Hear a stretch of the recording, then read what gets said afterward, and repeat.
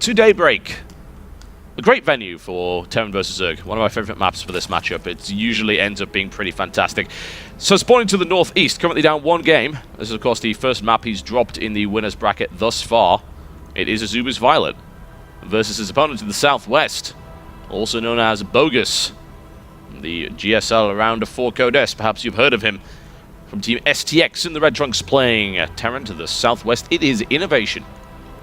I'm just thinking, probably one of the most successful Casper transitions players. So far, yeah. Apart from Rain, I guess. You know, Rain is obviously stands out as #1 of all.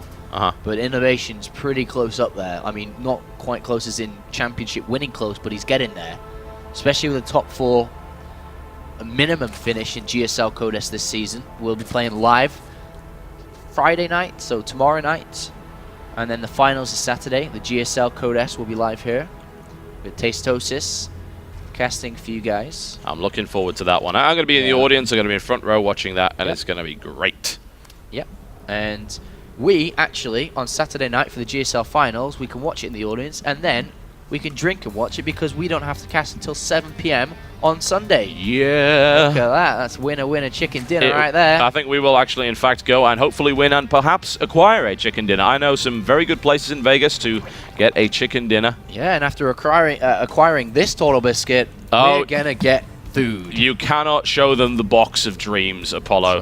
That's right. It's a good job the webcam was not on. The box of dreams is a magical thing, and you are not allowed anywhere near it. It allows us good food. It does. It does. Not to probably say once though. Not it is expensive. Yeah. In Vegas. Well, we were thinking STK, which is like apparently the steak's about $100 a piece, but yeah, I'm thinking maybe it might be worth it. It's recommended, but I big shout out by the way to the Cosmopolitan for allowing the staff to actually use the Cosmopolitan Hotel staff cafe, which has been phenomenal so far. Yeah. Really great breakfast and lunch from them, and very affordable. So thank you very much to them. Much appreciated. Thank you to the staff for not being bothered by it. It's the newest hotel, if I'm not mistaken. Isn't Cosmo? it, Yeah, I believe so. And wow, the rooms are incredible. It is they really a are. very good hotel, so definitely recommend it to anybody. Definitely stay at Cosmopolitan. It's got a great view. You can see it. Many players, many staff members, casters have tweeted pictures of it. Yeah, it's a great really view. Is good. We our room, or my room specifically, has a Japanese hot tub that you can sit there and just kind of watch the skyline from. It also, curiously enough, and we don't really know why this is, has glass windows in the shower and in the actual bath itself, so you can see in completely from the bedroom. I'm not really sure what the point of that is. We're in Vegas, baby. We are indeed. What happens in Vegas stays in Vegas, Do whatever you want here. Including the lack of privacy. And for the moment, we've just seen a pretty standard opening from INnoVation. No craziness, although it has gone double gas pretty quickly here. Yeah, just, you know, barracks, command center into double gas. Yep. Quite a standard opening from INnoVation. And we are going to see factory Hellion Banshee. The most likelihood, it's not 100% guaranteed, but very much so likely that's going to come out here. Compared to viOLet, who does have speed at a decent time coming down, just off this one gas. You know, it does, with getting speed out, it's not really going to be aggressive, but getting speed early on is going to push back a lot of the early builds. It's going to offer him to build a lot of Zerglings as well to potentially be aggressive to deny bases. But you know, good, pretty just standard start by both players in overall. Certainly, and viOLet manages to get that Overlord out. Really nicely timed there. Knows he can get it out. He's not too worried about that. He's nice and relaxed and chilled out. He's timed that out to perfection. He's done it so many times. Like the positioning of the bunker here from INnoVation and the placement of the supply depot, which will go down there. Something we first saw actually from Boxer a long time ago. He started doing this kind of thing where he would place a bunker in such a way that the surface area in the TvZ matchup against Lings would be minimized. Yeah. And it just means that bunker's going to stay alive longer. It means that it's going to get to shoot more things. That's very effective. And what do we see here? So we've got Tech Lab coming down. Here is the factory and reactor on the way. Hellion follow-up coming in. No starport. No starport. So no. He's obviously gone for a couple of Hellions in a row here. But with no starport down, that means he's going to be able to throw gas into... Is this... no, it's not. I thought maybe it could have been something really old, like Marauder Hellion. No, it still can be from this stage if he throws down a bunch more barracks now. But the problem is with double gas is that you don't sink the gas fast enough. No, you don't. That. So, you know, it could have been, but it's probably just going to be double engineering bay in a second into double refineries on the natural to go straight for 1-1. But Stim's down really fast here, so it would be a shame if he didn't use it early on against a player like viOLet on a big map like this who has delayed you know, getting a bailing nest down and stuff like this. Yeah, you'd be able to inflict some significant damage there, but it's a little bit of a risky maneuver. You get maybe a couple of stims out of Marines, and then they start to fall down very, very quickly indeed. So you've got to pick your target, make sure you get it, and then try and get out of there if possible. Oh, nice little Ling run by. Does a little bit of damage. Doesn't actually kill a worker. Gets some scouting information there. Spots a Hellion coming in. Hellion's now moving in to try and deny. Creep Queen already moving into position to deny the Hellions. And the Hellions making their way across. Third command center is down, as we can see. No drones on the third, as INnoVation realizes. There's the double engineering bay. It's a little bit later on. I think he could have streamlined his build a little bit, though. It did seem like he's floating a bit of money when he didn't need to. Yeah. He went up to 700 at one point, which is obviously command center and double engineering bay, so there's no real need for that. And extra barracks and extra refinery, so yeah, it's kind of just standard build here by INnoVation, just bio-focused. He's not going to be too aggressive with stim. Even though he has the option to, he doesn't have enough units, that's for sure. No, I mean, if you get aggressive with stim and 9 Marines, you're not really going to get anywhere with that. That's not going to kill anything. But viOLet's creep spread has not been denied as much as I would have potentially expected. But yet another set of Lings just sent in to scout, find out what's going on there. Notice a fairly small army. Hellion's now looping around once again to try and get a few tumors. Yep, and they can get one for sure. Yep. Going to hold the Zelnoga tower, and if any creep does start to pass through, they can turn around and get it. Going to poke around to the third, so if there's any drones there, they get in. Yeah, damage can definitely be done here. The Lings are moving in, but there's actually not quite enough, in my opinion. But he's worried about the Spine Crawler, doesn't want to get trapped, wants to keep these guys alive. They got hammered down pretty hard in the previous game, unnecessarily, as you pointed out, so it's something that he may wish to watch out for. In the meantime, we've got Lair Tech is now complete here for viOLet, so the question is, where does he go from here? Since he's going 1-1, yes, Infestation Pit is the usual response, just Ling Infester for the time being. Yeah, super standard play by both players here. Just very, very normally playing it out. Nothing that really changes from the standard openings. As we see the army coming down to go straight to 2-2, and the third base about to be taken is 1-1, and combat shields is almost done. So the game's gonna move on. It's very similar to the previous game, set from INnoVation's not playing from behind in this game. They're actually equal. It's worrying, really, isn't leveling. it? You think about what INnoVation was able to do from behind, and now he is on equal footing to his opponent, and he is hopefully ready to do some really crazy damage. But at the moment, his army is very, very small. He is working on siege tech, so I don't expect him to be rolling out. This could very well just be lining up for that 2-2-1 timing that we were talking about previously. 1-1's about to finish, so should see 2-2 follow that immediately. He's got the gas for it, and then perhaps is when he makes his big push. But at the moment, he's going to roll across the map, because he's got 1-1 and the combat shield just about to kick in. So see what he can do. He picks off an Overlord. Nice little bonus. Yeah, a little bonus. If he tries to drop in the main, he won't really get any results, despite combat shield just finishing up. They're all units are ready to go. As 2-2 has been researched immediately, a second factory been added on, as well as the gases on the third. So just complete setup here by INnoVation.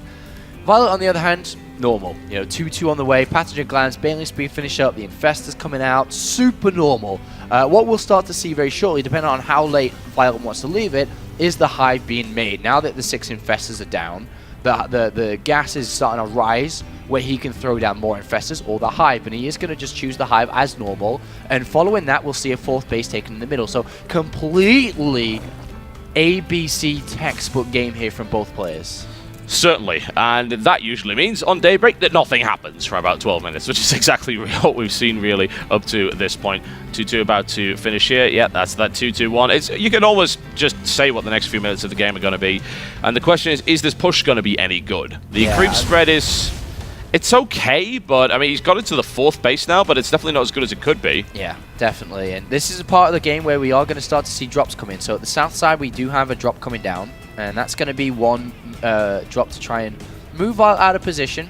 I don't think that INnoVation's going to look for a push here with 2-2-1. I think it's going to be more established in the middle of the map. That's a scary amount of units, which he sees, and he could get crunched. This really is just like the first game. Those Hellions dying in exactly the same way to exactly the same things.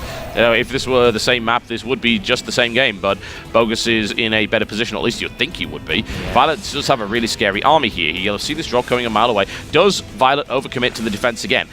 He actually doesn't need to, because he's got a Spore Crawler in a great position, and a Spine Crawler there too, and a Queen.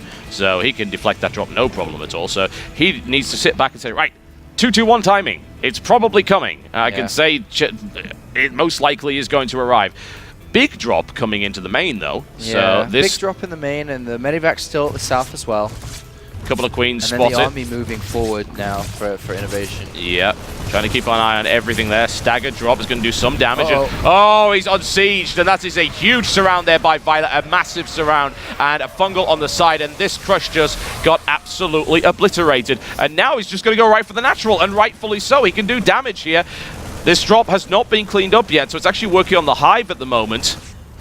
Well, there's so many infestors here, and for the first time I've ever seen INnoVation was caught unsieged, which doesn't happen very often, but those double drops in the main, doing a lot of damage there, is eventually going to be cleaned up. Yeah. 9 workers killed. Didn't kill any tech.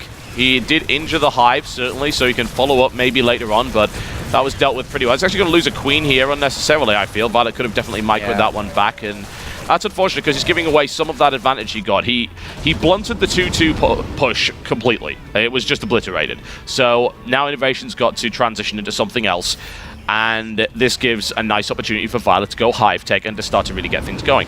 Notice that does he actually have the ultra cabin down? Because he's gone 3-3 here. No, he's going for Broodlord. Yeah, he's gone 3-3 and Broodlord in straight away, so he's not going with the Ultraling with Adrenal Glands. Okay, but that does still give him that great transition possibility if he needs it to switch back to Ultra with 3-3 immediately and Ling support on the ground. INnoVation coming in once again. Spore Crawler in a good position this time. Ling's prepared to receive this drop. Yep, and at the same time, it looks like INnoVation's going to take the middle of the map. 3-3 just started a little bit later on, though, because he actually was quite late with 3-3. viOLet's actually going to get down there because he's actually not prepared for this drop. It's not there. He's going for it right now. Still not the ideal time to come in, but there's Banelings in the mix, so that's a nice clean up there. No problem at all. He is not concerned. In the meantime, the drop onto the 4th base is also cleaned up completely. And again, this is for INnoVation to get into position. It allows him to move. No, he doesn't have too many units, though. No, he doesn't. And I think that's actually very scary for him to be up there. I think viOLet's got a very strong army right now, and he knows it too. Oh, big hits right there from INnoVation. A lot of Lings taken out in those initial volleys here. Another attempted drop is shut down. Medevac dies. This one is being injured. And viOLet's got the infestor energy is just huge. I mean, any attack into this is potentially devastating for INnoVation if he doesn't do this exactly right. This guy pushes back so easily. Yeah, that's the one siege. And this is the perfect time for viOLet to go in. Overrun it, yeah. And as soon as it unsieges, it goes right in for it. Super aggressive behavior here. Oh, it's huge. And with the stim just coming in, Bogus gets absolutely crushed by that attack, and that is the second time that viOLet has brought down the hammer, and he's not done yet. He's going to take all these medevacs. They are all going to go down. That's a huge number of them. That is... I feel sick as a Terran player. I really do after seeing that, because that was devastating. viOLet did really well there, and now is in a perfect position to try and take this map. Yeah, I think definitely viOLet's going to draw this series up, and we'll be going to a 3rd game here. This army's not answered. There's no answer from INnoVation right now, and I love the decision from viOLet to switch from the standard, which is going Ultraless, into the Great Aspire. That's where INnoVation showed a little bit of weakness previously. He was very late on adapting to Broodlords, and in this game again, that is the cause. That's it. There you go. And Azubu viOLet comes out firing. That was a really good game from him, honestly. It was very well played indeed, and looks like, well, GSL Code S round of 4, they can bleed, Apollo. They can bleed, and it all started when he got caught unsieged. That's where it all started. That's the biggest mistake in that game, and unfortunately, well, having your tanks unsieged and broken down, despite being dropping and doing all these things at the same time, is that you just lose the brunt of your army. You can't take a 4th, you can't attack. What do you do? And you have to do one. It's either an attack or it's either a 4th base, and at that time, he didn't attack because he lost his army. He couldn't take a 4th because he lost his army. Therefore, viOLet was in great shape to be able to pick up that victory, and we go to game number 3. Looks like it's going to be on a Hana.